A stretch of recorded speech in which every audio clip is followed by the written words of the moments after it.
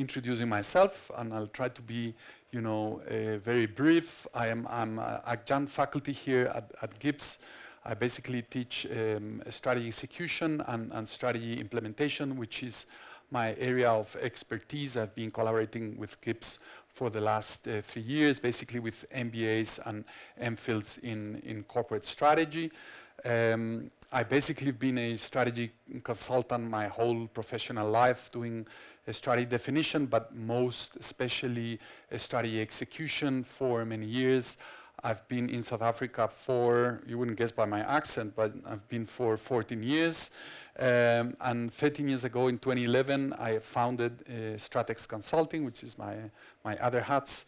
I'm founder and managing partner. We basically help corporates and other companies with their strategy execution challenges. You can feel free to scan that and add me on LinkedIn, or search my name on LinkedIn if you want to have more details of my profile. The good news is my surname is pretty uncommon, so that will make it easy, to find it.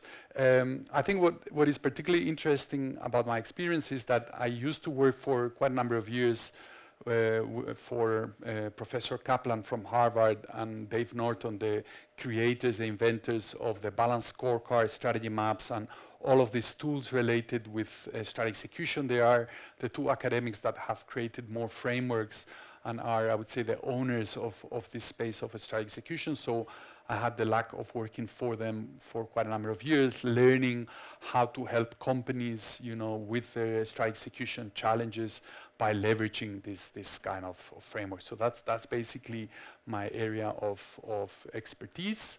And I need to start a little bit with a disclaimer, because whenever you see someone that is a bit expert in the space of, ESG or sustainability strategy, you find two kind of profiles, right? You find people that have more a background and experience in the ESG sustainability space, and you find also people, like it's my case, that come more from the strategy side, right? And which we were helping companies defining and more executing their strategies, and the clients at certain point start to ask in their strategy maps and in their strategy execution frameworks, not only business objective, but also sustainability or ESG objectives, right? You need to learn to separate out of the all in mess ESG and all, I would say, more reporting side and risk side.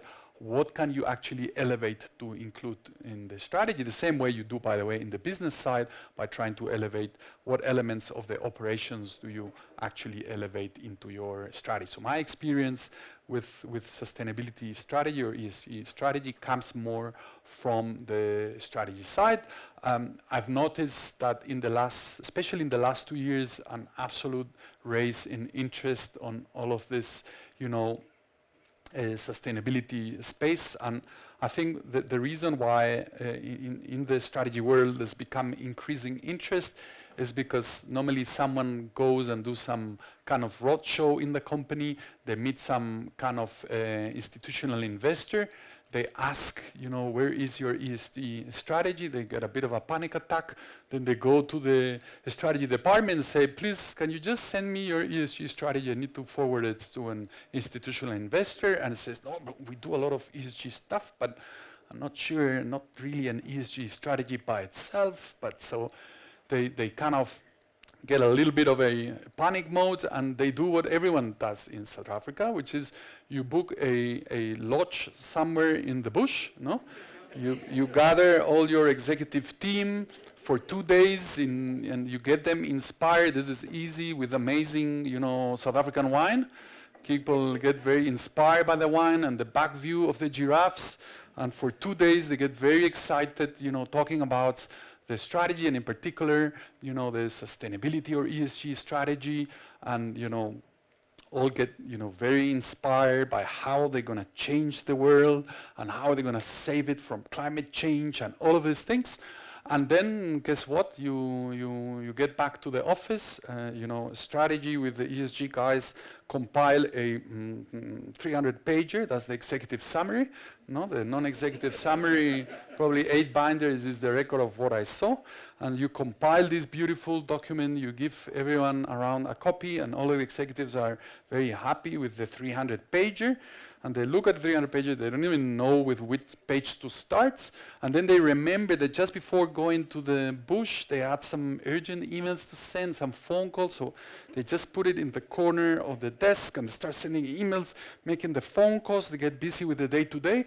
And then suddenly, 10, 11 months later, they receive an invite for the next, lodge workshop strategy. They get a bit of a panic attack. They try to do the minimum to be able to go to the bush saying that they did something. No, they blow the dust out of the strategy documents, and they try to do something quickly, before they go to the bush again.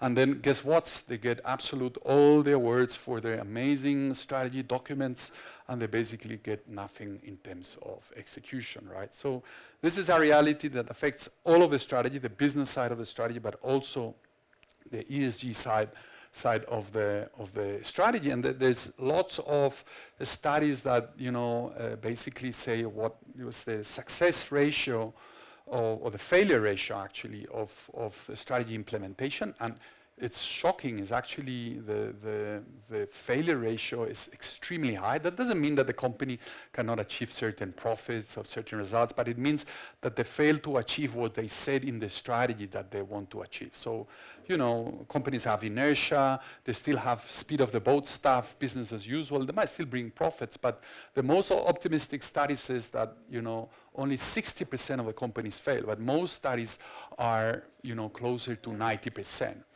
And this is the truth in the sustainability side of the strategy, but I think these ratios would be actually much higher not on the business strategy, but on the sustainability side.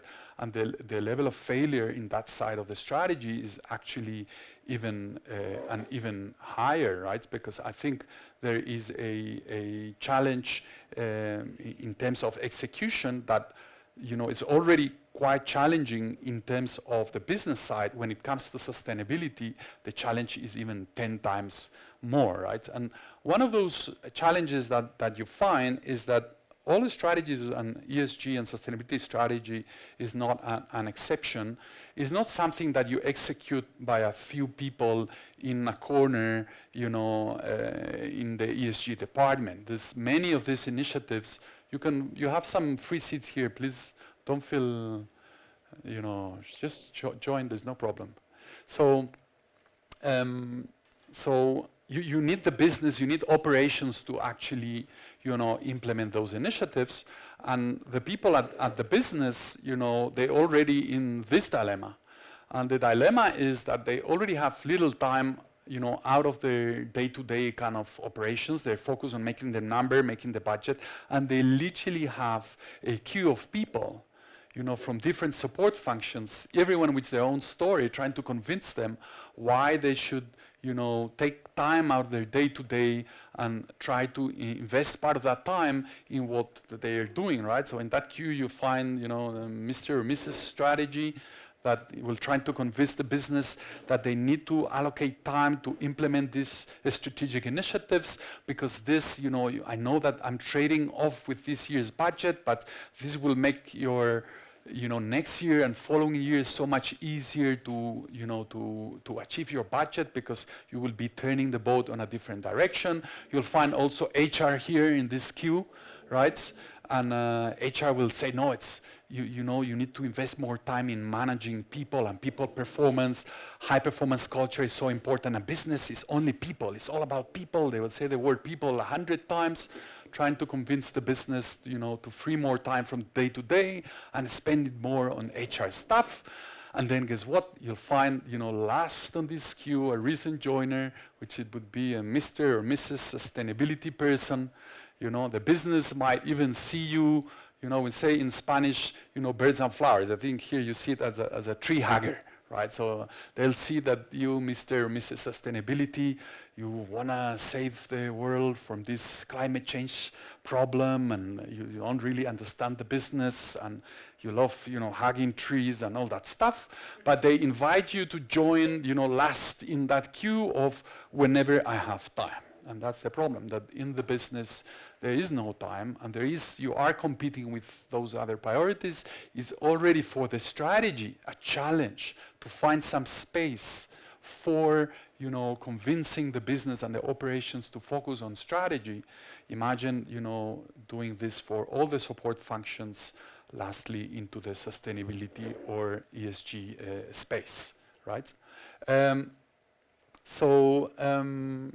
Basically, that's part of that challenge, and I think that there is a kind of a big elephant in the room when it comes to ESG and sustainability, right?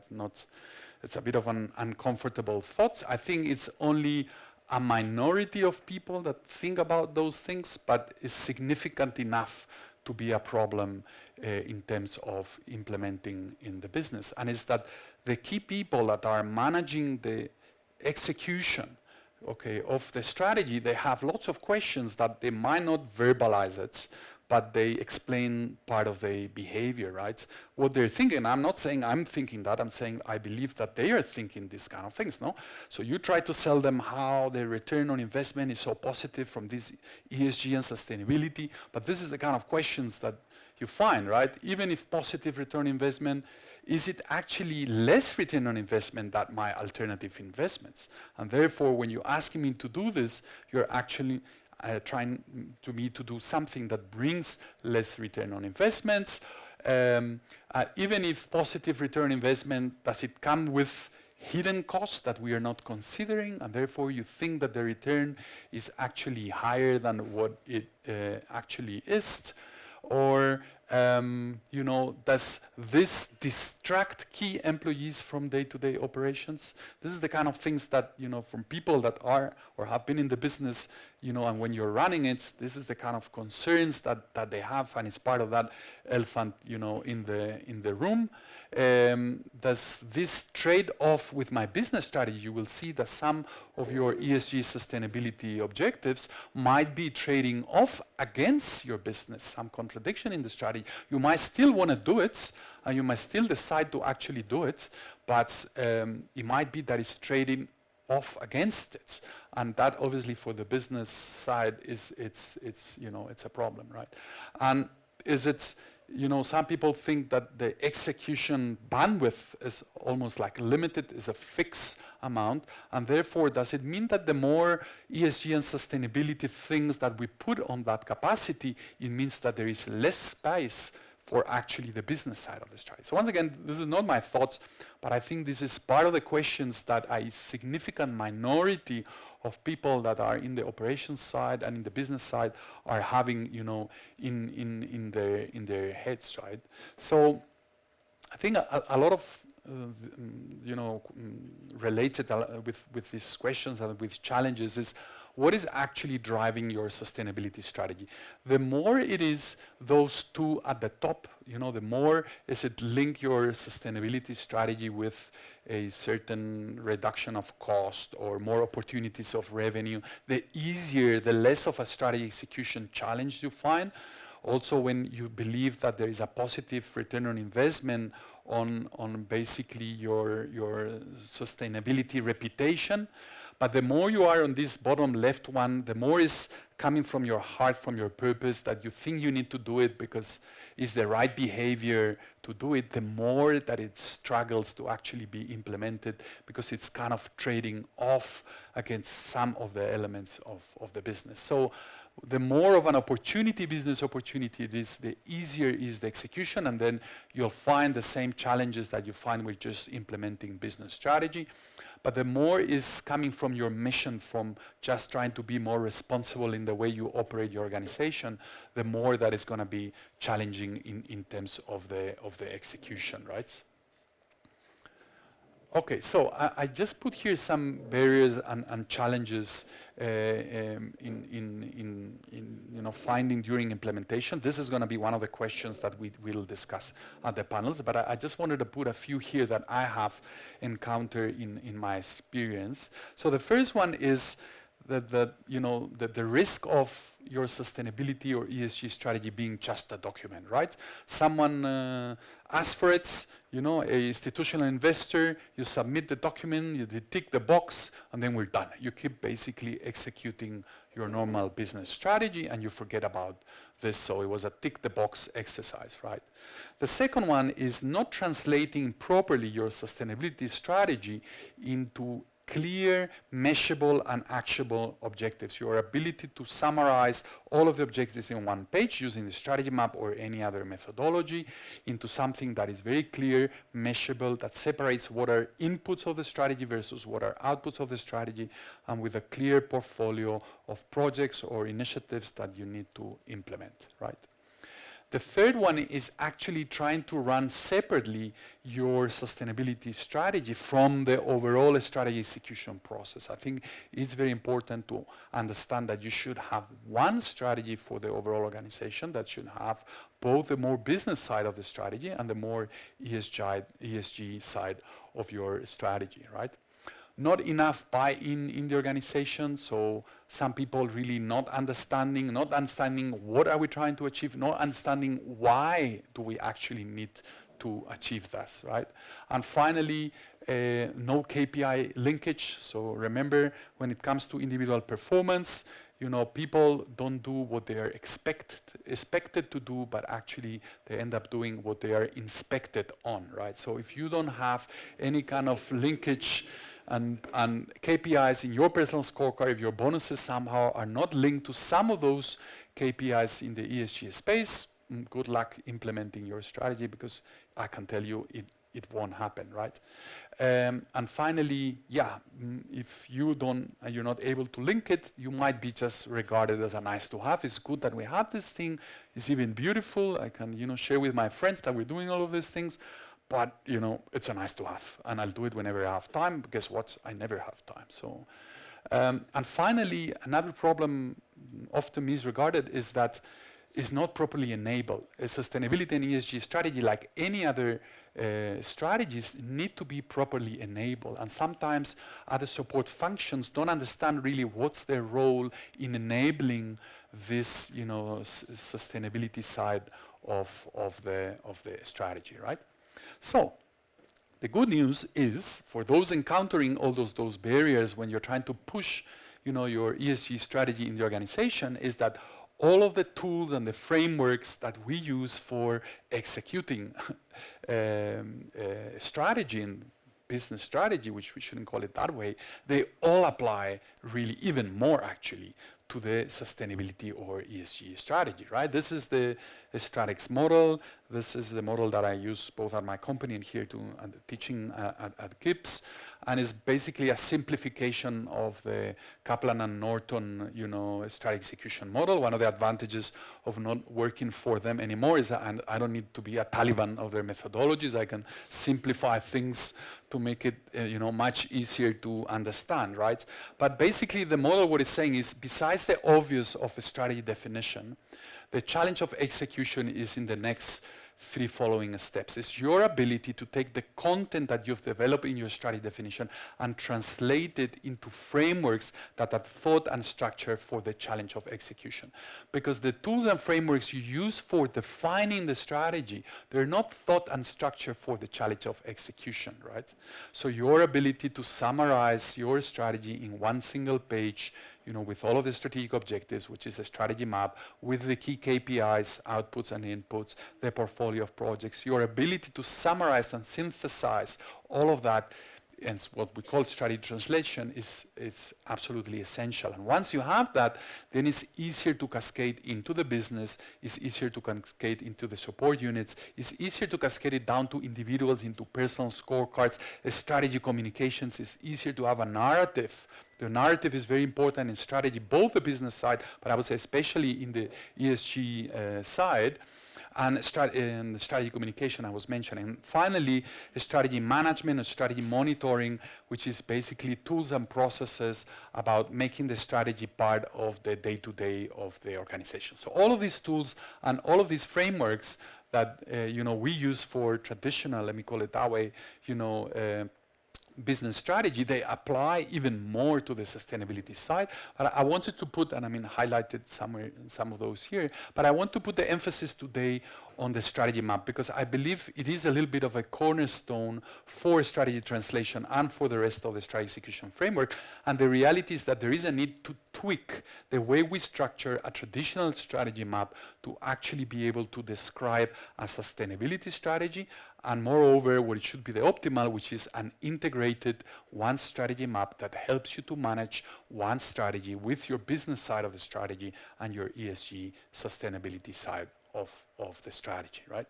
So for those that had a little bit of time, I think we sent a short intro kind of video explaining, for those that are not familiar with the strategy map, explaining the concept of a strategy map.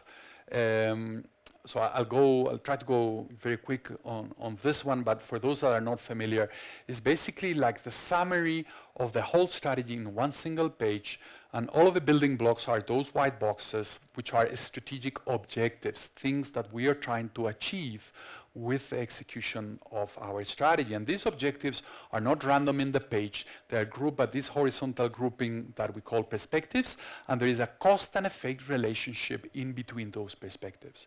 So in a traditional strategy map, you find, coming from Norton and Kaplan balanced scorecard strategy map, guess what? You find financial at the top of the strategy map, because the ultimate objective of a strategy was to achieve financial outcomes.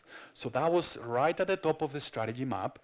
And then you had also some outcomes in terms of what is the perception that you would like your clients to have of your value proposition. And then the key of execution is always below this red dotted line, which are the name of this has changed. Initially it was process with the balanced scorecard, then it was internal levers, strategic levers. I like to think of it as strategic levers. What are the levers that you need to pull or push, and to generate those desired outcomes of the strategy under the hypothesis of your strategy, right? And actually at the bottom you find the enablers.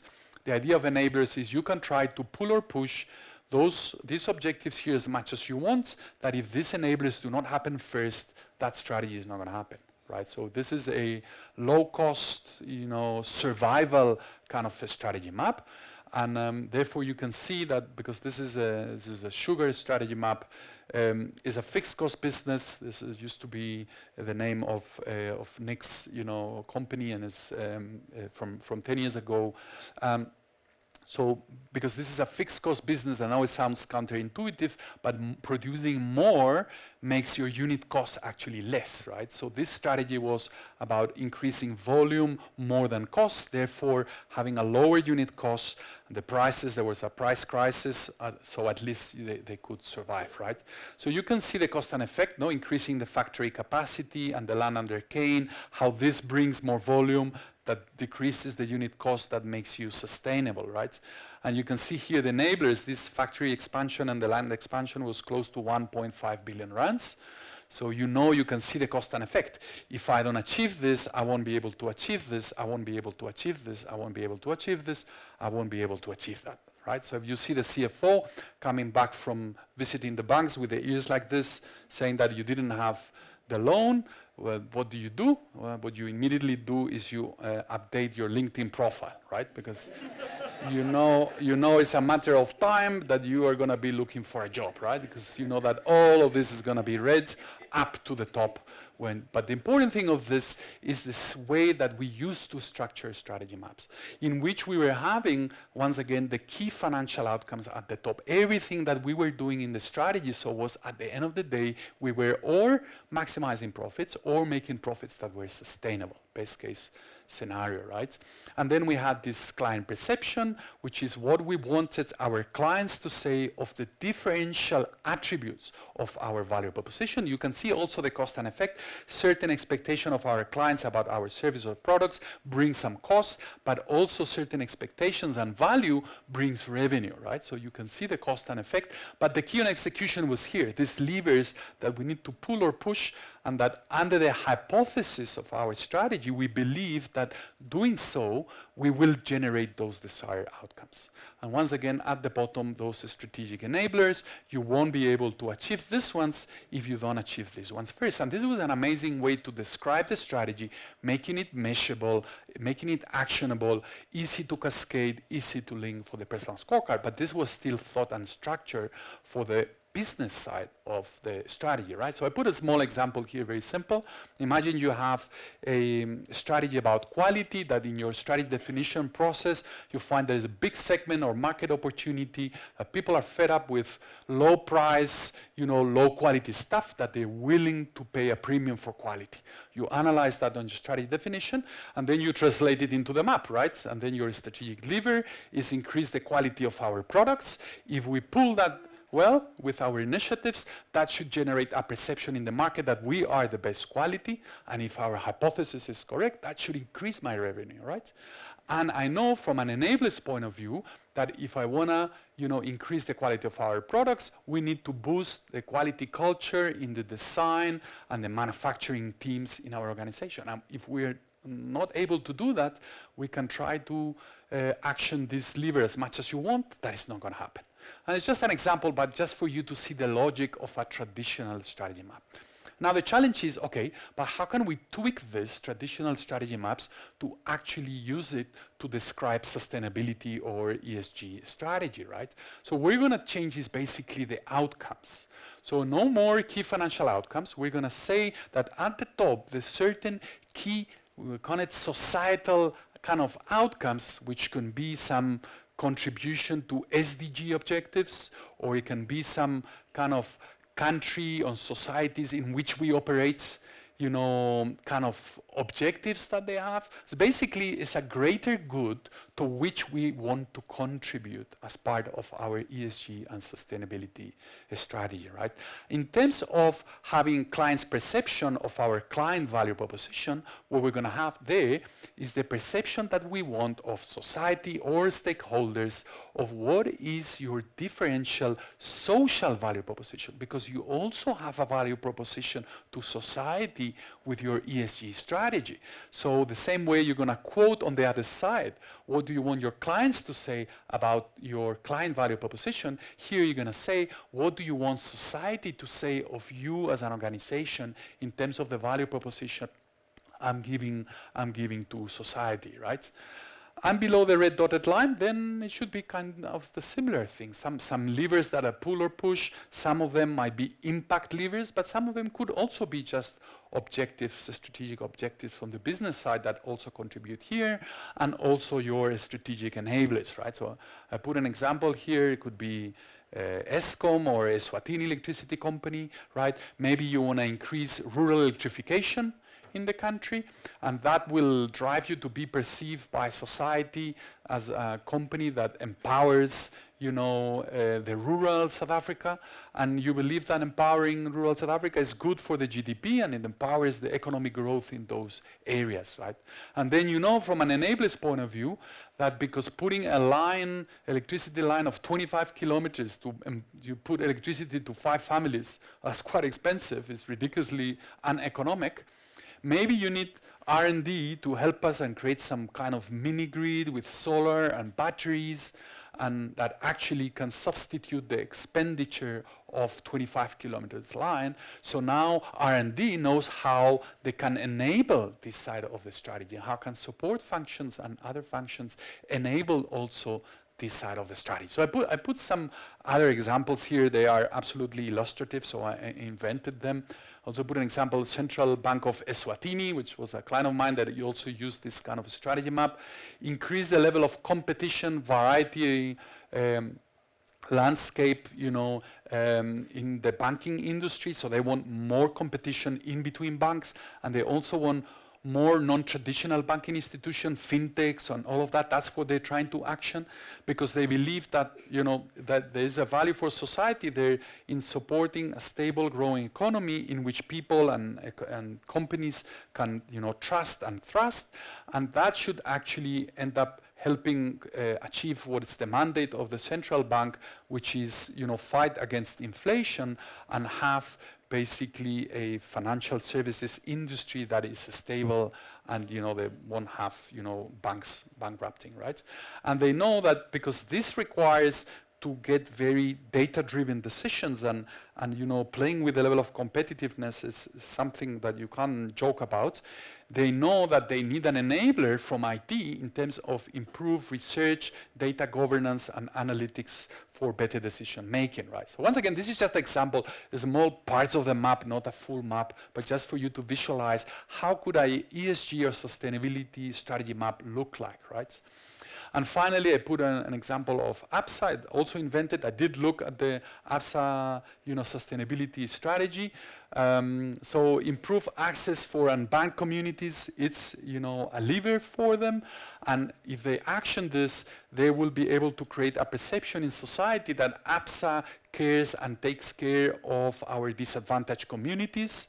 And actually, this will end up contributing to SDG 8, no? Which part of it is to promote inclusive and sustainable economic growth, right? So you can see how this, in a very simple manner, helps you to describe your ESG sustainability strategy, helps you to create a narrative in strategy, not only for the business side, I would say, and especially in the sustainability side.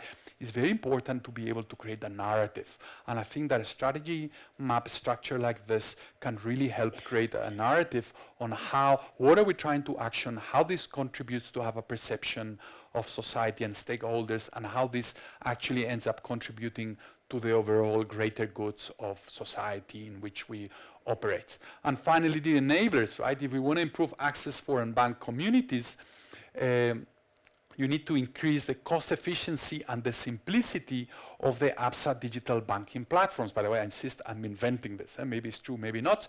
But normally that segment will be more sensitive to cost, more sensitive to fees, and therefore you probably need to have a kind of more simple or cheaper. Also, the product portfolio is going to be simpler, so you don't want to have too complex, you know, user experience kind of thing. Now IT can understand better how they can enable all these strategies, so it's easier to get the collaboration of other support functions in the organizations, right? So this is just literally invented examples, once again, not even full strategy map, but for you to visualize how could be building a sustainability or ESG strategy, how could this help to describe that strategy? But it's not the ideal. The ideal actually is that you end up integrating in one strategy map both sides of the strategy, and you manage it, and you manage the execution as one single strategy execution process, right? So what I think you can do is tweak that strategy map to have in the outcomes both sides of the strategy, right? Outcomes that are related with the key financial outcomes, which is more that traditional, you know, strategy map, and the right side at the top, which is more your key societal outcomes, the outcomes more related with your ESG kind of strategy. And below the red dotted line, I think, and then at client's level, you will have this side, you know, the client's perception, the client value proposition, and on the other side, what is your value proposition to stakeholders or to society. But then everything below the red dotted line, I think it should be the same. Some of my clients decided to split this one and have more objectives that are related with impact and more their business. I don't like that so much, because I believe that there are, yes, objectives that contribute more to financial. There are objectives that contribute more to the sustainability side, but there are objectives that contribute to both.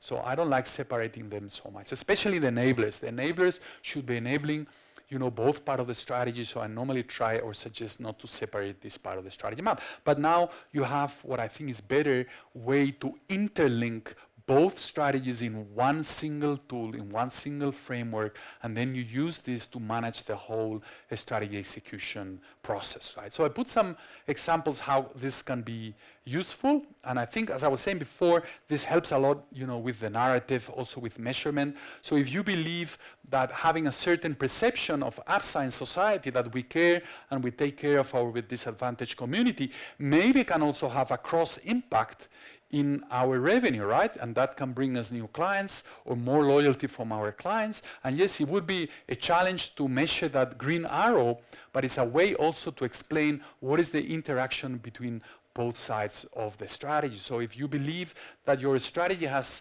kind of some social reputation or perception that has a positive return on investment, this could be a way to show and narrate what's the impact and how can it actually help, right?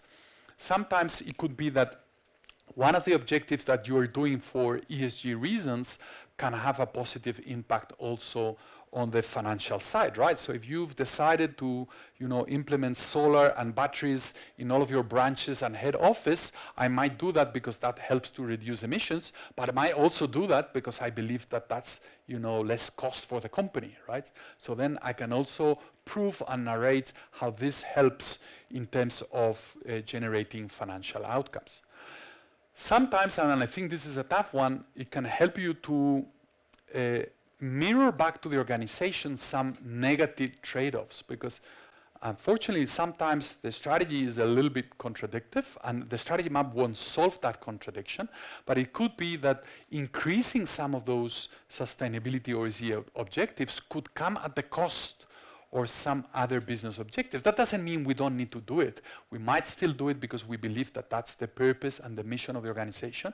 But this is a good way of having a polished mirror back to the organization that proves that, sometimes more rural electrification, depending on how you do it, could end up being less, cost efficiency in terms of your distribution. And maybe you decide to try to do it in a different way, that it has not so much negative impact. You might decide to manage your targets instead of making rural electrification up to 100%. You might want to, stop at 85%. That's what happens with Eswatini Electricity Company.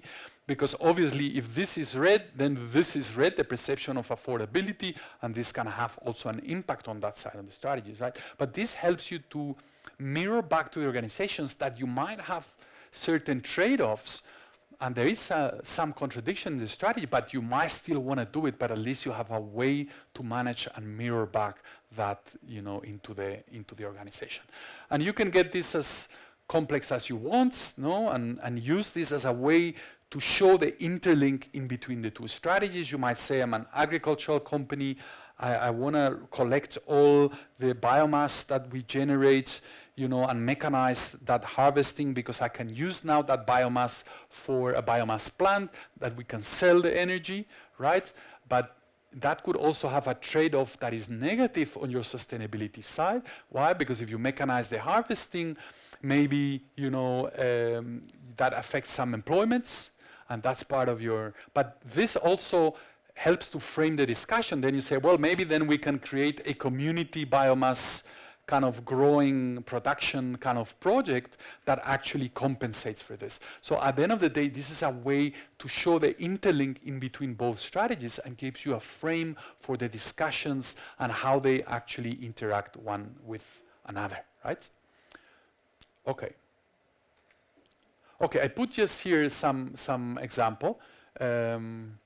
Yeah, I didn't know what the signature comes from, but I put you an example. I'll ask for permission to share some other strategy maps that are like that when I'll make available on my LinkedIn the slides. But I'll put some other examples. But I thought this is a good one. It's an old one from 2017, and basically is from Eswatini Electricity Company, and you see very clear in the outputs that they have that dual mandate, economic mandate where they need to be financially sustainable, and also a social kind of mandate with perception of clients and perception of society.